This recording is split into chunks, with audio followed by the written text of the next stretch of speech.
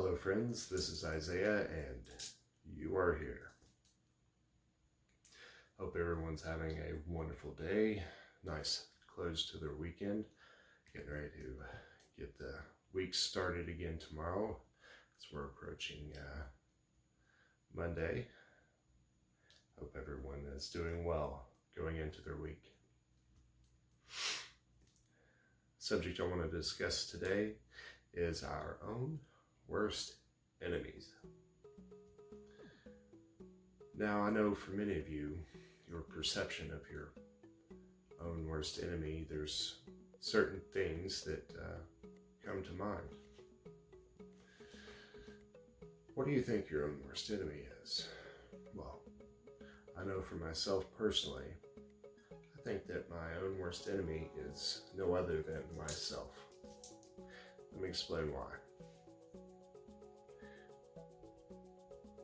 Myself, or the ego self, my reptilian brain, has, for the majority of my life, risen up to tell me what I can and cannot do through the means of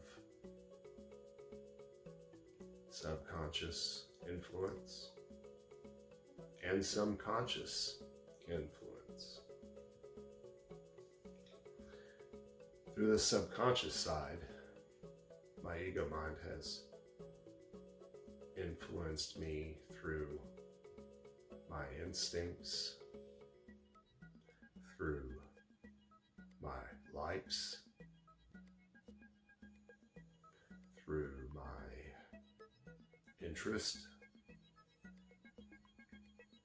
and each and every time this happens, I don't question it, because it's made manifest of, or I think that it's made manifest of my instincts, of my interest. We never seem to question the things that we think we know because it's an interest of ours. And the subconscious, the subconscious mind, ego mind, whatever you want to call it, will do everything it can to hide itself. So it appears to be, it disguises itself, I guess you could say, as something that you're just naturally drawn to. It attempts to influence you through the conscious aspect by telling you what makes sense and what doesn't make sense, or what not to think, or what to think because it doesn't sound so crazy. It tries to keep you from exploring into new avenues of your life and diving into the depths of the unknown. It tells you that to think like that is reckless and will get you into trouble.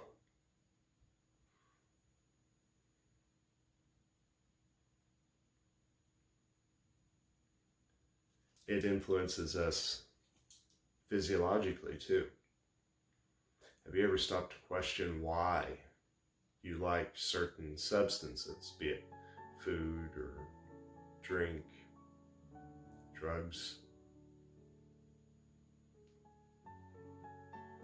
It clings to the sense perception that these substances bring into our lives and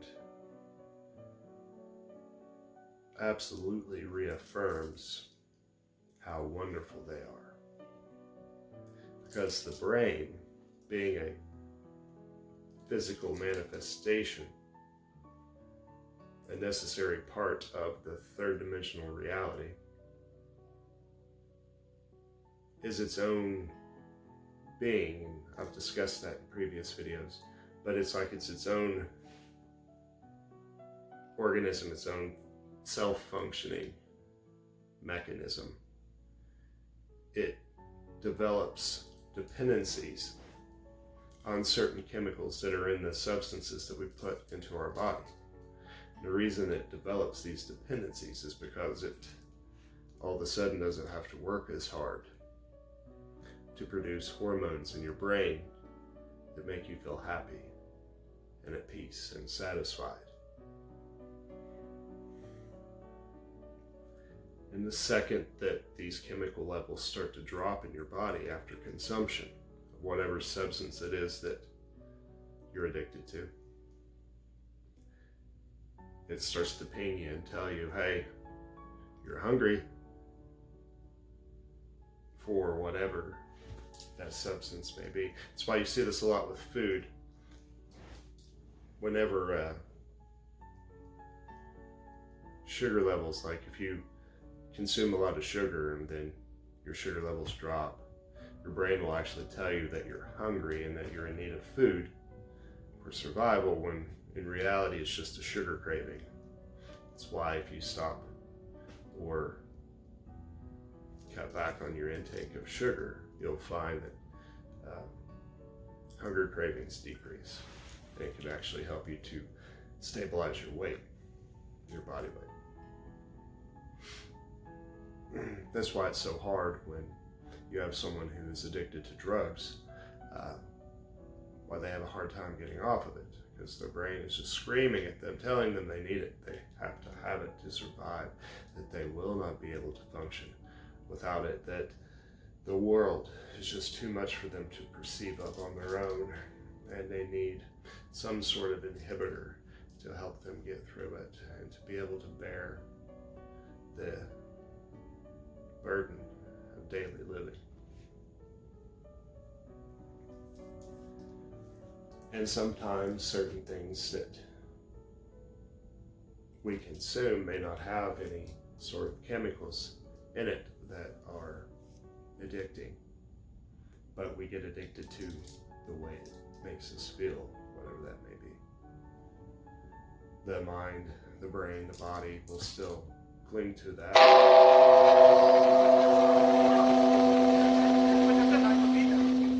Even if there is no chemicals inside of it for to cling to, but it gets addicted to the sensation that it brings. Now, that sort of addiction is not typically as hard to battle as an actual full-blown chemical addiction is, but it's still dangerous to the self. It's still something that can defeat you. And you see, here it is. I'm explaining in this video how we are our own worst enemy. And I'm just getting started, and I haven't even hit the tip of the iceberg. The mind does so many other things than what I've discussed here. It constantly is the one fighting. It's just the reason. It's the reason why so many people seek out meditation. It's the reason why I'm a fan and a practitioner of meditation. And I do not meditate as often as what I feel I should, because of the mind state I can still get into, that I still find myself in from time to time.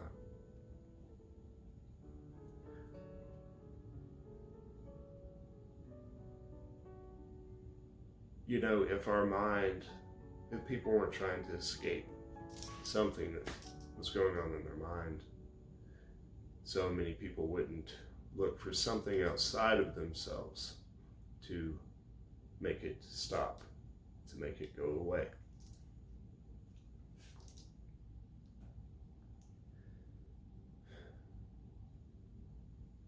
How do we deal with this? How do we stand up against that bully, our greatest enemy? I believe that by being more mindful and aware of the fact that you are two in one, so to speak. It's almost a split personality. There is your higher self, your higher mind, your soul, that is your timeless self, your true self.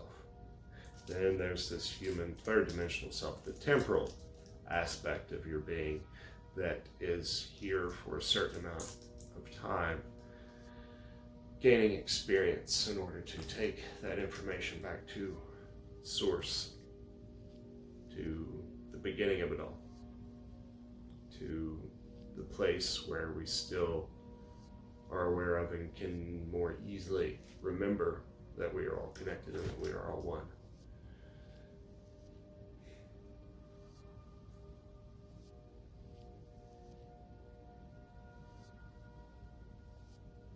When you become solid in that understanding, when you really truly are just like, this is true.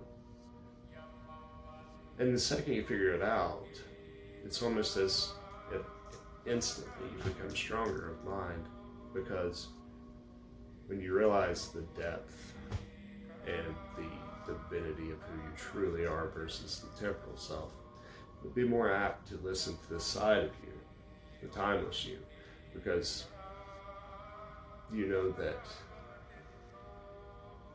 it will serve you the best. It becomes apparent really quickly that following that aspect of your nature rather than the autopilot, the obsessiveness of the human body, that you'll lead a more rewarding and abundant life. And it won't take much time to contrast itself once you start to do this, because and the longer you do it, the more you do it, the more drastic and dynamic the difference between the two states of being are. I mean, I always know that when I have allowed myself to carry out certain behaviors or to consume certain things, or when I go without meditation, if I've begun to notice that when I'm not doing the things that I should be doing and I know better, it seems to really, like I can physically just feel that it's like my vibration's being lowered. It's like someone's turning down the volume up.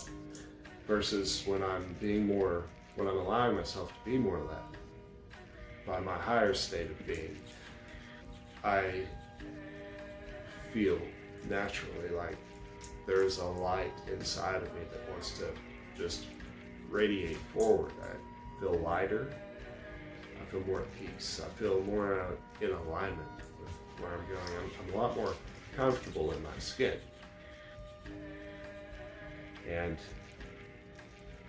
I know this to be true because I'm far from perfect.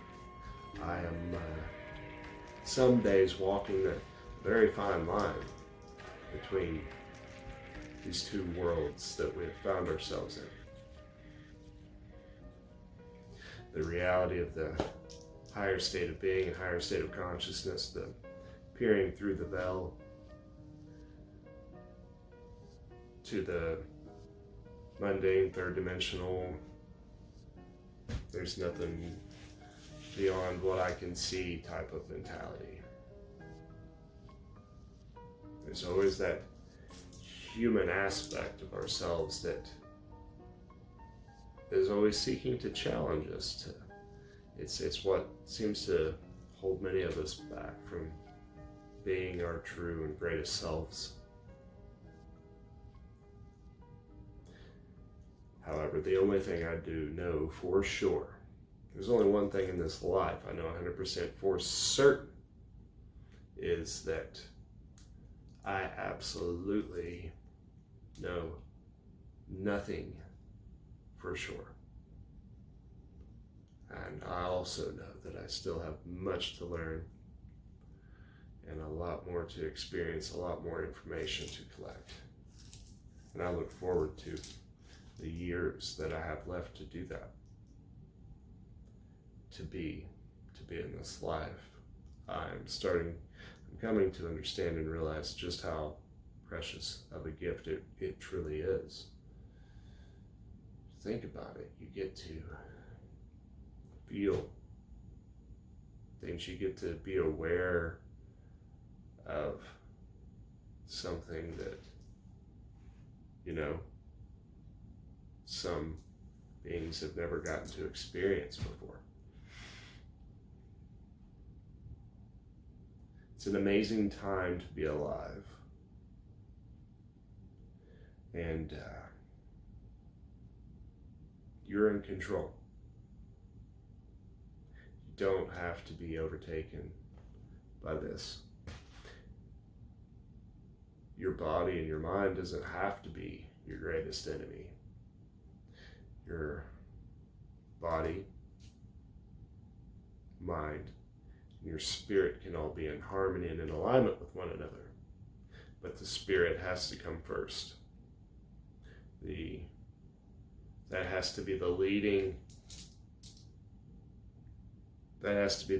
perspective. That has to be the leading lenses, I guess you could say, that you're looking through. I mean, if you have spiritual eyes and third dimensional eyes, you need to be looking through your spiritual eyes on this one. And when you do that, when you place that part of yourself first, the mind comes into alignment with that. Because it realizes, okay, I'm not in control. The higher self's driving. It's in control. It's going to guide us and keep us safe. It's almost as if they get pulled further into one. And when that happens, when you have spirit and mind connection like that, the body follows. And the Holy Trinity, so to speak, is complete at that point. And find yourself in perfect harmony. Love to hear your thoughts on this subject. What is your greatest enemy? Do you feel like yourself is your greatest enemy, or have you placed that burden on something that's you perceive to be outside of you? Love to hear your ideas in the comments section below. And if you haven't done so already, please like and subscribe and share any of my content you think could benefit anyone out there. And until next time, my friends, hope you have much peace in your mind, much love in your heart, much balance in your soul. Take care.